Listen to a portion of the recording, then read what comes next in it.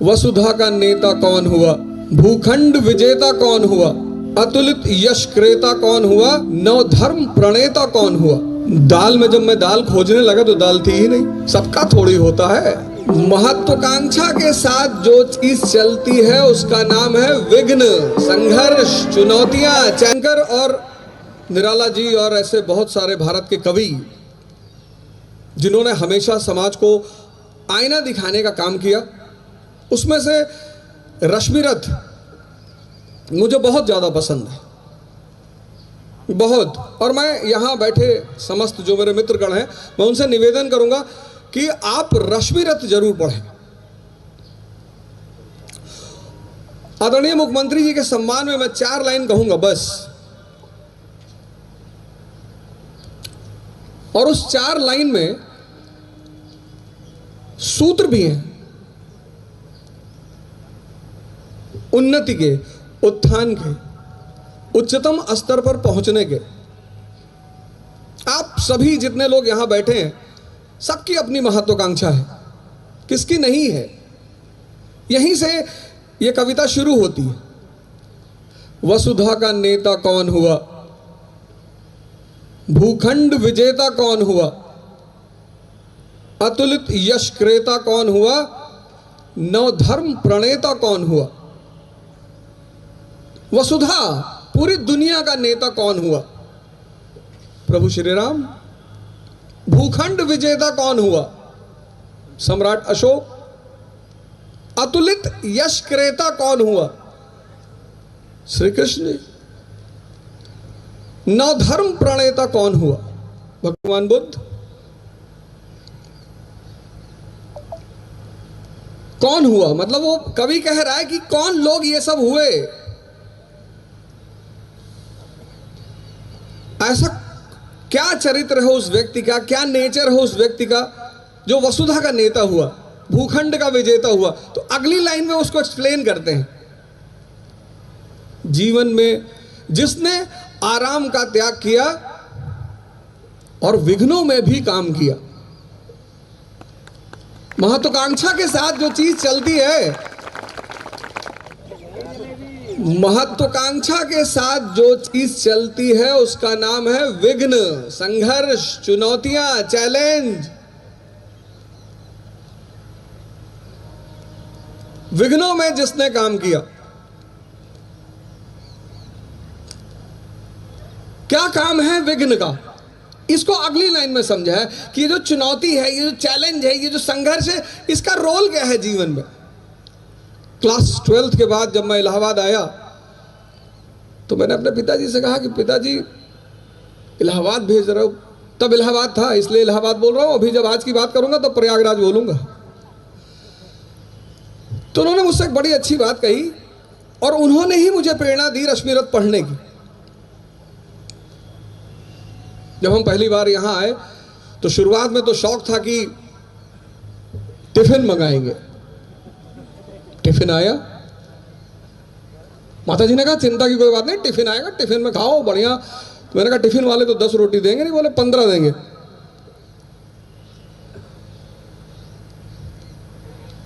Tiffin आई पहले दिन।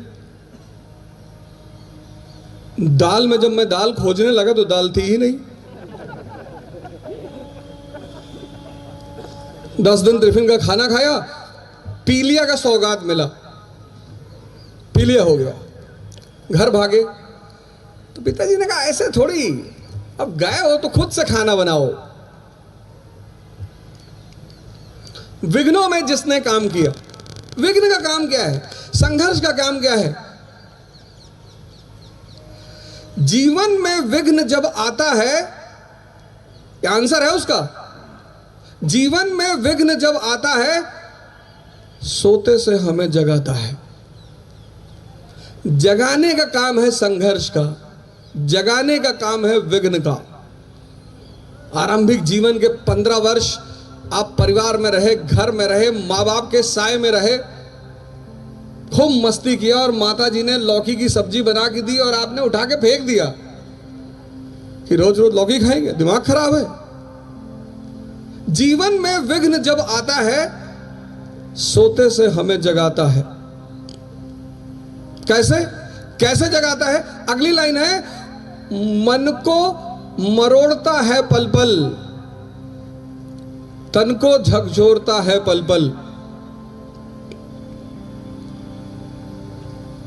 तो महत्वाकांक्षा की जो पहली सीढ़ी है वह है विघ्न, संघर्ष। इससे आप भाग ही नहीं सकते। जब भी मैंने क्लास लिया, जहां भी क्लास लिया पूरे भारत में, यहां तक कि मैं भारत से बाहर जब मैंने क्लास लिया तो मैंने ध्यान और योग से ही शुरुआत की।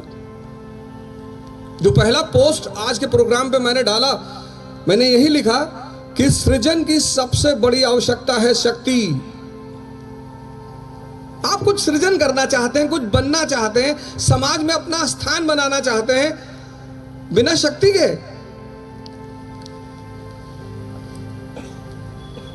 आप कहते हैं सर हम तो गुटखा खा के बना लेंगे।